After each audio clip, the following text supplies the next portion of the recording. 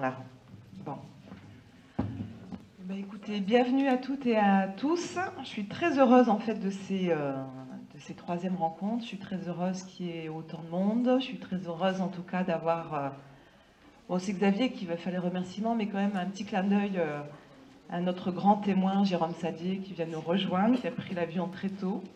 À notre président Jacques Landriot également. Bon, je vais arrêter de citer, sinon je vais oublier plein de monde.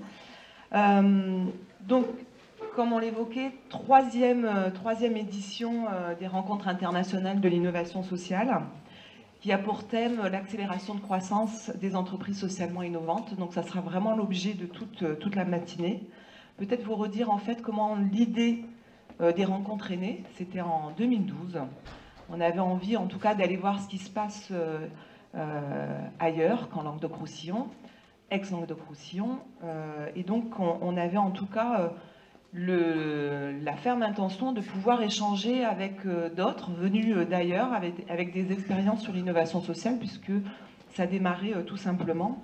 Et donc, en travaillant avec les différents acteurs, et j'en profite déjà pour remercier et la région et le MOVE, qui, dès cette réflexion, enfin en tout cas cette idée d'aller voir ce qui se passe ailleurs, ont été à nos côtés, en tout cas pour qu'on puisse monter ces premières rencontres qu'on a fait en décembre 2013, à l'occasion de l'inauguration de ces locaux, dont nous sommes très fiers. Je dis le nous parce que je trouve que, enfin voilà, pour moi je suis chez moi ici, donc je le redis. Donc pour cette première édition, on avait travaillé sur la détection de projets. Pour la deuxième édition, en 2015, nous avions travaillé sur le financement de l'innovation sociale.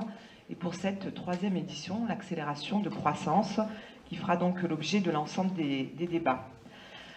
Ce choix sur l'accélération de croissance, il s'est fait puisque, à l'issue des secondes rencontres internationales sur le financement, on s'est dit que c'était un peu dommage d'accompagner de belles entreprises de l'ESS. Vous savez qu'avec notre incubateur dont on a fêté les 10 ans hier, une des difficultés qu'on a rencontrées, c'était notamment le financement d'une partie de ces entreprises qui souhaitaient être en statut coopératif et qui rencontraient quelques obstacles en termes de financement. Alors même si c'est un sujet sur lequel on avance beaucoup, on a fait toute une étude qui nous a dit continuez à copier en fait ce que l'innovation technologique a inventé. Vous avez déjà copié au niveau de l'incubateur.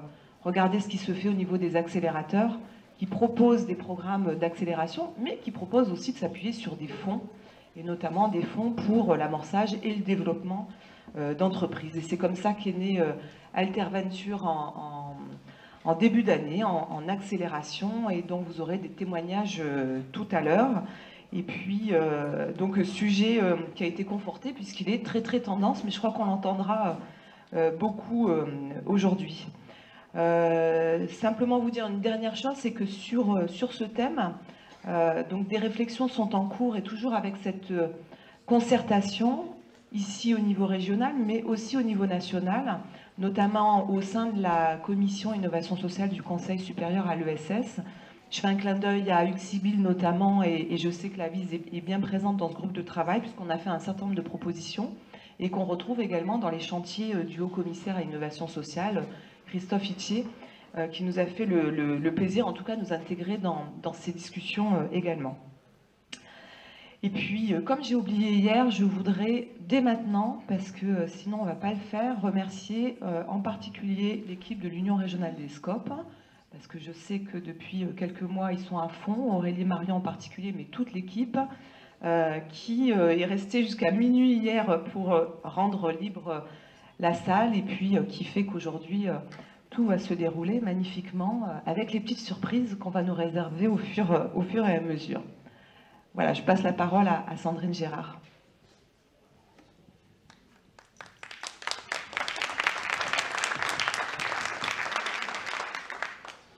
Bonjour à tous, merci Fatima. Je suis très heureuse au nom de la région Occitanie de vous accueillir dans cette belle pépinière dédiée donc à l'accueil des entreprises de l'économie sociale et solidaire. Je vois des têtes qui étaient hier soir à cette belle soirée qui fêtait les 10 ans d'Alter Incube. Donc on a tous un peu des petits yeux ce matin. Mais l'aventure continue tous ensemble.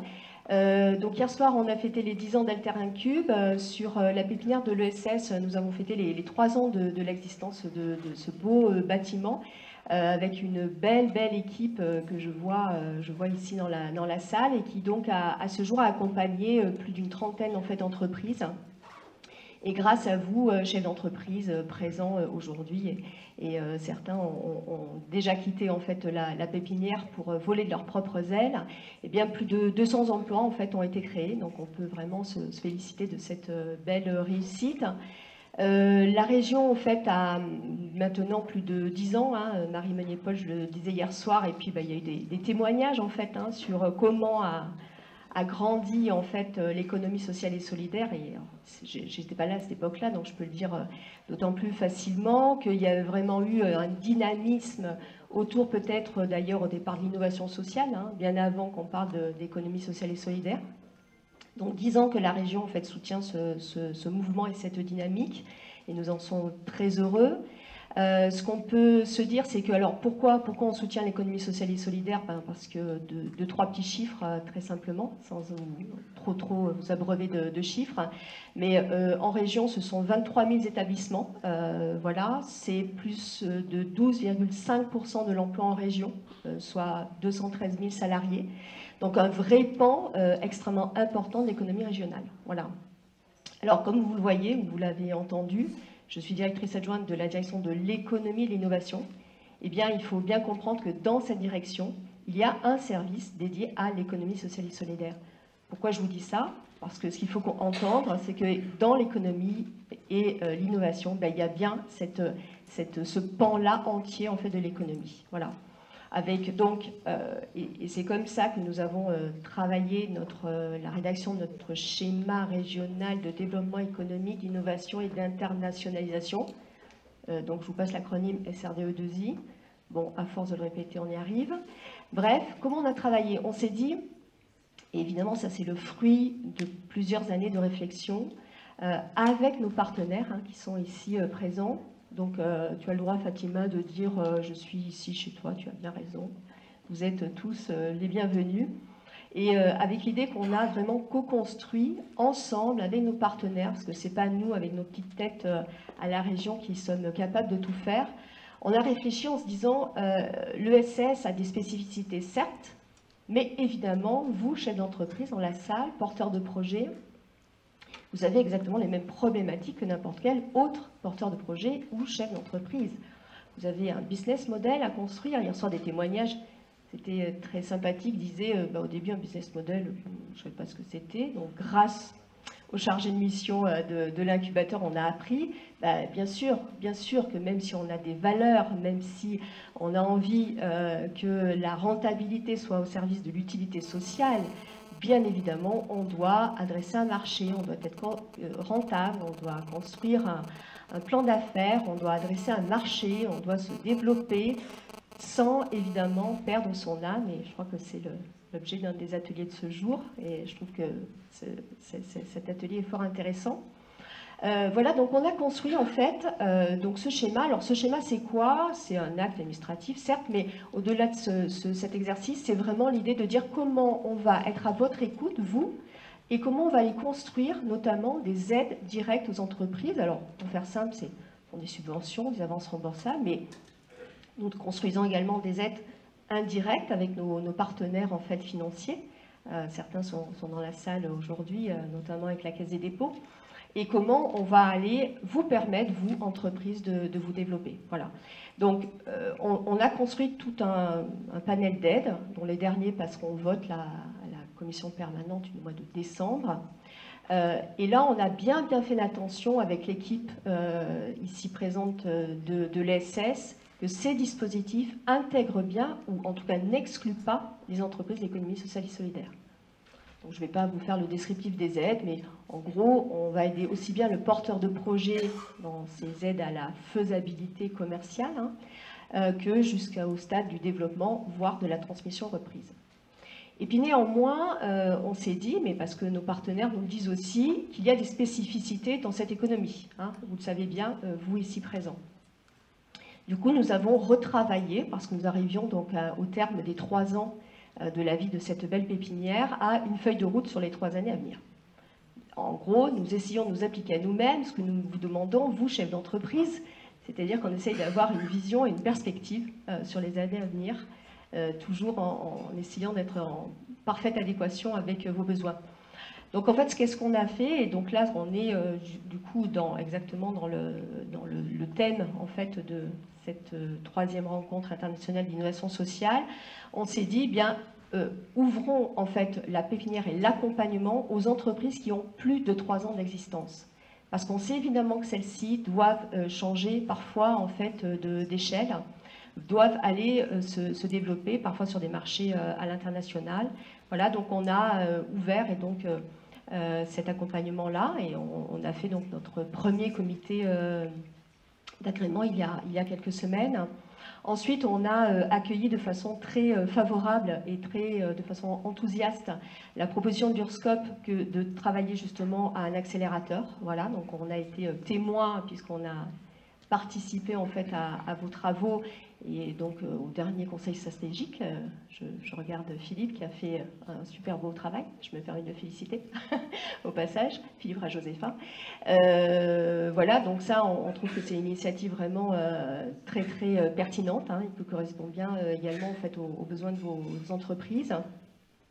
Voilà, et puis la présidente Carole Delga nous a demandé, parce que cette pépinière est une belle réussite, d'aller faire un travail d'essaimage en fait sur le territoire. Donc nous sommes en train d'étudier comment dupliquer voilà, le modèle en fait du pôle Realis ailleurs sur le territoire.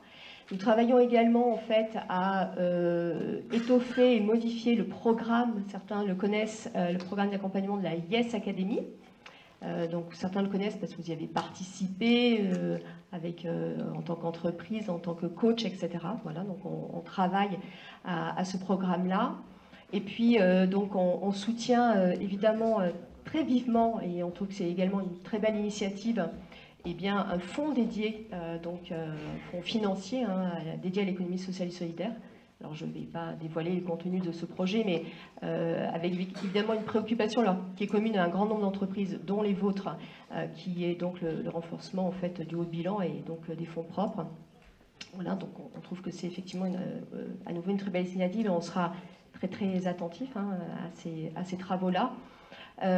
Voilà, donc je crois que j'oublie quelque chose en plus ou pas. Non, c'est bon, j'oublie rien. Parfait, merci à ma chère équipe d'avoir préparé des notes toujours aussi pertinentes. Voilà, donc j'en ai fini. Alors je terminerai par, donc là on a parlé un peu technique, des aides, des supports, etc. Et puis certains d'entre vous là que je vois dans la salle me glissent à l'oreille parfois que vraiment j'ai beaucoup de chance d'avoir l'équipe de Realis à mes côtés. Qui sont super. Ils sont super, ils sont à l'écoute, ils sont dynamiques, ils sont innovants, ils sont disponibles, ils sont réactifs.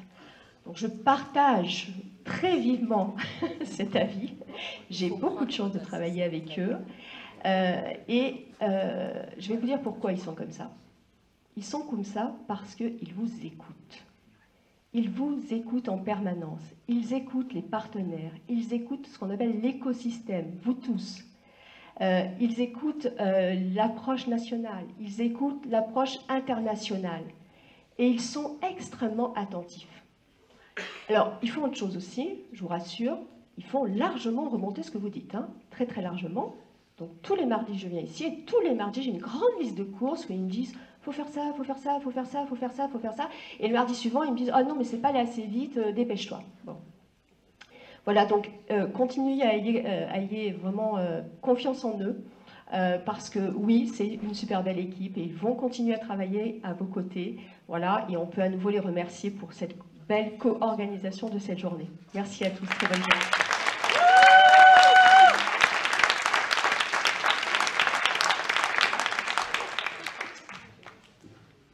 Donc, merci. Merci Mesdames pour tout le travail que vous faites pour accompagner les entrepreneurs sociaux. Moi, je portais un peu cette parole ce matin. Le MOVE, pour ceux qui ne connaissent pas ce mouvement, c'est un mouvement qui existe depuis 2010 et c'est un mouvement qui fédère les entrepreneurs sociaux partout en France. En région, nous sommes organisés au niveau de la région Occitanie. Moi-même, je suis un entrepreneur, je dirige une société coopérative qui accompagne les acteurs de la culture. Alors depuis sa création, le MOVE en 2010, dès 2011, on a publié un petit livre blanc que j'ai à côté de moi qui s'appelle « L'efficacité économique au service de l'intérêt général ». Dans ce livre blanc, il y avait toute une large part qui était faite à des propositions qu'on avait faites à l'époque. 2011, c'était une année pré-présidentielle, pour permettre le financement des entreprises socialement innovantes, notamment en phase d'amorçage.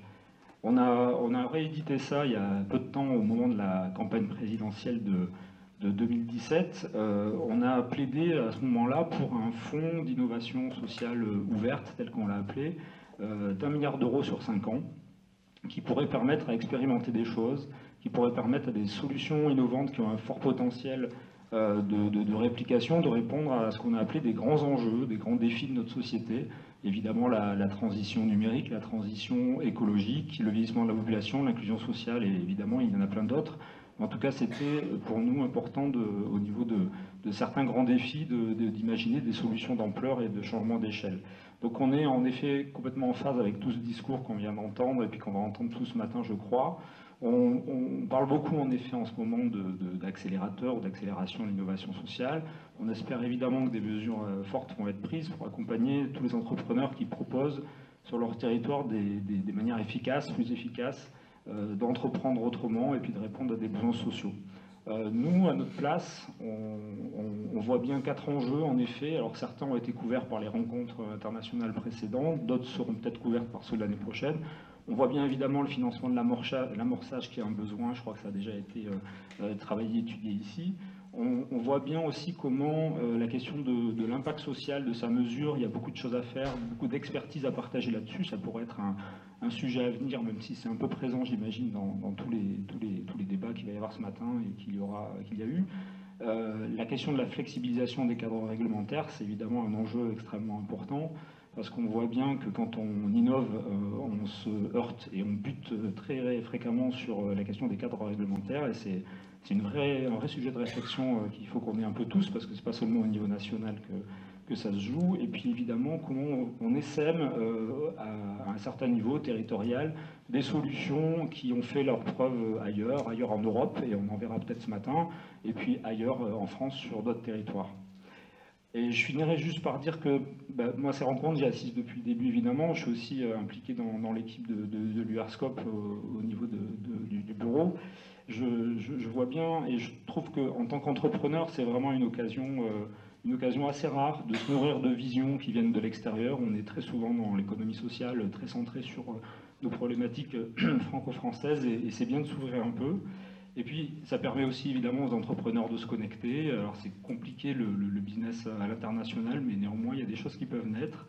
Et ces rencontres, elles ont toujours eu le soin, je voudrais le signaler, de donner de la place et de l'importance à des témoignages d'entrepreneurs qui parlent de leur expérience. Et ça, c'est en tout cas un sujet nécessaire.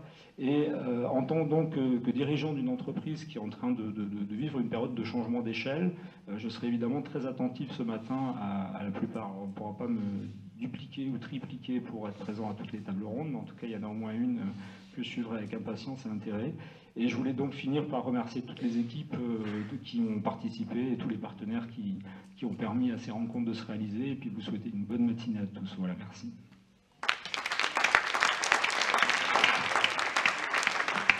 Oui, mais merci à vous trois. Et donc maintenant je...